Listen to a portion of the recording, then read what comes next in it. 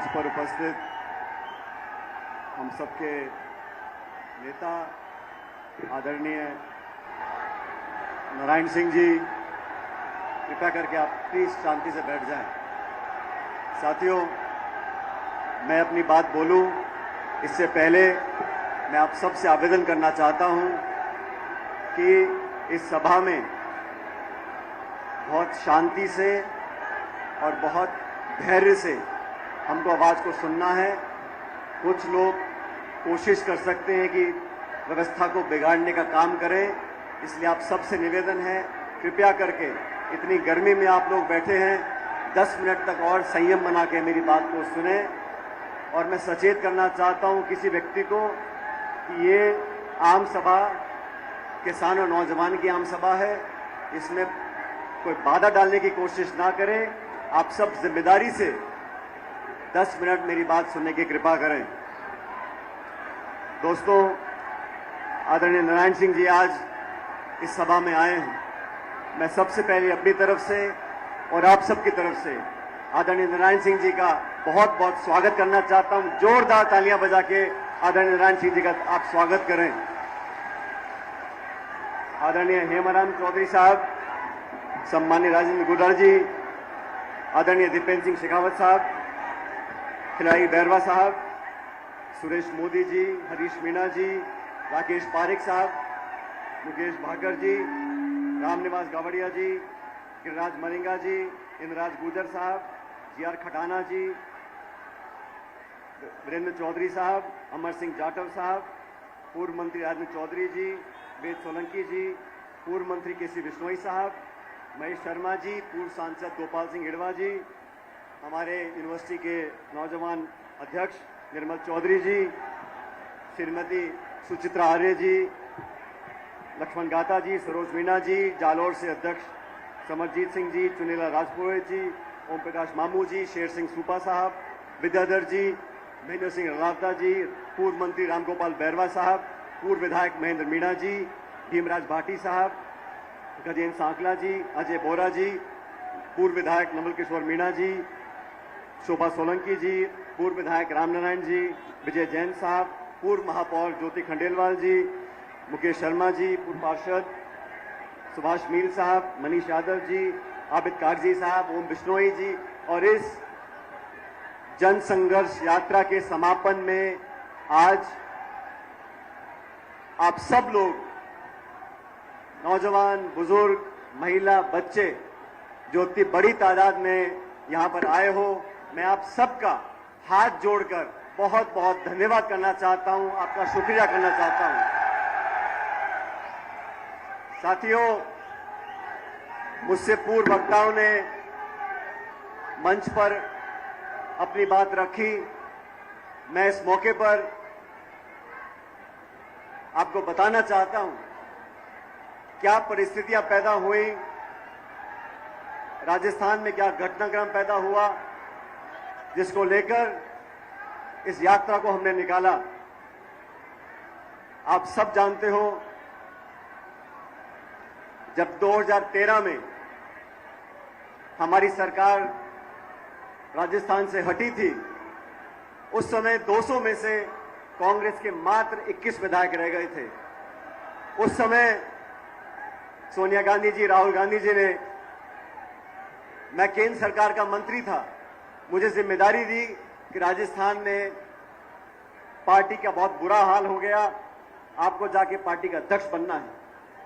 और इतिहास गवाह है, मंच पर तमाम हमारे साथी बैठे हैं, आप सबने देखा 2013 से 18 तक हमने खून पसीना बहाकर, सब साथियों ने, सब वरिष्ठ नेताओं ने, कार्यकर्ताओं ने एकजुटता का परिचय दिया और 2018 तक हम लोगों ने मेहनत करी।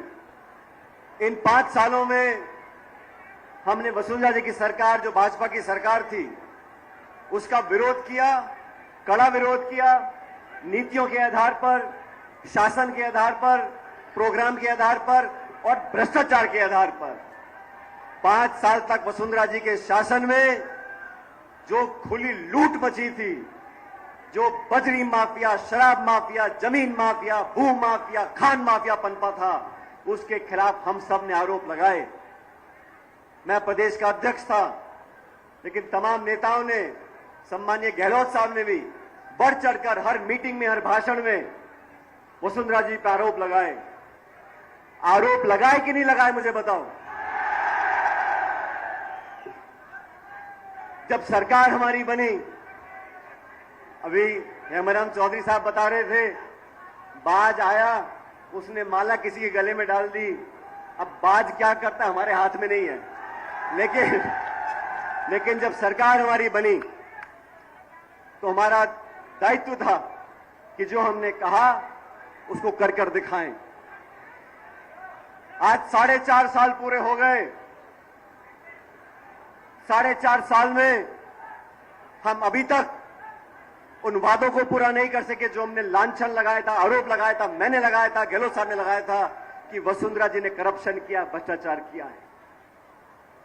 मैं 1.5 साल पहले से उनको चिट्ठी लिख रहा हूं, क्योंकि मुख्यमंत्री जी गृह मंत्री भी हैं, वित्त मंत्री भी हैं। मैंने चिट्ठी में आग्रह किया कि जांच कराओ, हमारी कथनी करनी में फर्क नहीं होना चाहिए, द्वेषपूर्ण भावना से जांच ना हो, निष्पक्ष जांच हो, पता पड़े किसने क्या किया था, दूध का दूध और पानी का पानी हो जाए। 1.5 साल तक कोई कार्रवाई नहीं हुई। मैंने जयपुर के अंदर एक दिन का अनशन रखा इसी मांग को लेकर कि वसुंधरा जी के कार्यकाल में जो भ्रष्टाचार हुआ उसकी जांच करो, उसकी जांच करो, उसकी जांच। 1 महीने तक कुछ नहीं हुआ। उसके बाद 9 तारीख को मुझे लगा अनशन से पार नहीं पड़ी, हमें जनता के बीच जाना चाहिए। और ये भ्रष्टाचार ऐसा मुद्दा है साथियों, दोस्तों, ये समाज को दीमक की तरह खा रहा है। अभी मन से बात कर रहे थे, नौजवानों का भविष्य अगर अंधकार में है, अगर पेपर लीक होता है तो करप्शन की वजह से होता है, भ्रष्टाचार की वजह से होता है। हम लोगों को करारा प्रहार करना पड़ेगा, भ्रष्टाचार को समाप्त करना पड़ेगा। और जो धारणा बड़ी हुई है कि 5 साल भाजपा 5 साल कांग्रेस, इस धारणा को तोड़ने के लिए हमें दुनिया को दिखाना पड़ेगा कि हम जो कहते हैं वो कर कर दिखाते हैं। 11 तारीख को अजमेर से, अजमेर आरपीएससी का केंद्र है, माध्यमिक शिक्षा बोर्ड का केंद्र है, वहां पर पेपर बनते हैं, वहां से शिक्षा परीक्षा होती है, इंटरव्यू होते हैं, नौकरियां लगती हैं। इसलिए अजमेर जो वहां से 125 किलोमीटर दूर है, वहां से मैंने यात्रा शुरू करी। मुझे कुछ पत्रकारों ने बोला, यात्रा कर रहे हो, गर्मी बहुत है, मई का महीना है, बहुत पीड़ा होगी, 4-5 दिन धूप में चलोगे, बहुत दुख होगा, बहुत पीड़ा होगी। मैंने उनको कहा, हम और आप अगर 3-5 दिन इस चिलचिलाती धूप में चल लें, ये कोई पीड़ा नहीं है। लेकिन वो लड़का लड़की जो पढ़ लिख कर 1-2 साल मेहनत करते हैं, कोचिंग करते हैं, ट्यूशन लेते हैं और किराए के मकान में रहकर लाखों रुपया खर्च कर एग्जाम लिखने जाते हैं, वो पेपर लीक हो जाता है, उसके बाद कैंसिल हो जाता है। अरे बार बार होता है, क्यों होता है? इसकी जड़ तक जाना पड़ेगा। पेपर लीक करने वाले दलाल के, एक पेपर लीक करने वाले दलाल के किराए के मकान पर बुलडोजर चलता है, लेकिन जो कटारे को गिरफ्तार किया है उसके मकान पर क्यों नहीं चलता बुलडोजर? कानून अपना काम कर रहा है। अगर कानून अपना काम कर रहा है तो पक्षपात नहीं होना चाहिए। मछली छोटी हो या बड़ी हो, उसे तो पकड़ना पड़ेगा। गोड़ा जी के यहां पर हमने किसान सम्मेलन किया, केंद्र की सरकार ने एमएसपी पर कानून बनाने की बात करी थी, आज तक कुछ किया नहीं। ये बीजेपी वाले भी जो है ये बहुत झूठे लोग हैं, झूठे वादे करते हैं। हमने उनको ललकारने के लिए झुंझुनू के अंदर एक आम सभा करी, वहां मैंने कहा, नागौर में इस बात को मैंने बोला, भाई ये पेपर लीक होता कैसे? ये पेपर लीक तिजोरी से निकलकर लोगों की जेब तक कैसे पहुंचता है? इसमें भ्रष्टाचार होता है, ये पूरा तंत्र, इसको बदलना पड़ेगा। तब कहा गया कि इस पेपर लीक जांच में कोई अधिकारी शामिल नहीं है, कोई नेता शामिल नहीं है। मैं पूछना चाहता हूं, जांच पूरी हुई नहीं, आप घोषणा कर रहे हो कि कोई किसी का कोई लेन देना नहीं है। अभी कटारा को आपने अरेस्ट कर लिया। ये कटारा जो सदस्य बने आरपीएससी के, किसके कहने पर बने उसका पता करना पड़ेगा। ये आसमान से तो आए नहीं है।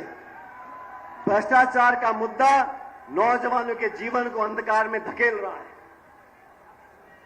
मैं तो साथियों आपसे कहना चाहता हूं, इस यात्रा में हम निकले, इस यात्रा का जो संकल्प था जनसंघर्ष यात्रा का, वो भाजपा के शासन में हुए भ्रष्टाचार की जांच कराना था। इस यात्रा का उद्देश्य नौजवानों के साथ जो धोखा होता है, जो भ्रष्टाचार होता है, उसको समाप्त करने का हमारा उद्देश्य था। मैं आप सबका धन्यवाद करना चाहता हूं। जब मैं अजमेर से निकला था, बड़ी गर्मी थी, बहुत से लोग बोलते थे हो सकता है कुछ लोग यात्रा में ना जुड़ पाए, और मैं आप लोगों से एक सवाल पूछना चाहता हूं। आप सचमुच सच सच जवाब देना। यहां बहुत दूर दूर से लोग आए हैं, अलग अलग जिलों से आए हैं। आप सच सच बताना, क्या आपको इस जयपुर की सभा में आने के रोकने के प्रयास हुए, हां कि ना? इसके आगे मुझे कुछ बोलना नहीं है, क्योंकि यही वसुंधरा जी की सरकार में मैंने 12 से झालावाड़ 100 किलोमीटर की पदयात्रा, किसान न्याय यात्रा निकाली थी। उस समय की सरकार ने बहुत कोशिश की। कलेक्टर, एसपी, बीडीओ, तहसीलदार, पटवारी, मास्टर, पूरे सरकार का महकमा लग गया था लोगों को रोकने के लिए। लोग रुके नहीं, किसान यात्रा हुई और उस सरकार को हमारे किसानों की मांग को मांगना पड़ा।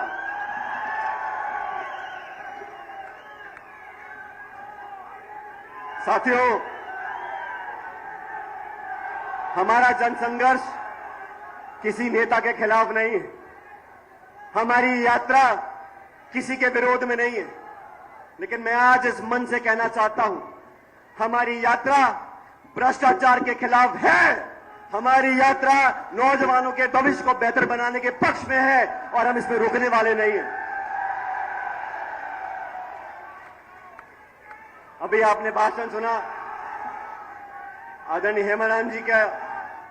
कुछ दिन पहले हम सब बाड़मेर गए थे, और हेमाराम जी बहुत कम बोलने वाले व्यक्तियों में से हैं, लेकिन आज मैं उनका भाषण सुन रहा था। ये कहां की नीति है? अपनी पार्टी के नेताओं को बदनाम करो और भाजपा के नेताओं का गुणगान करो, ये चलने वाला नहीं है।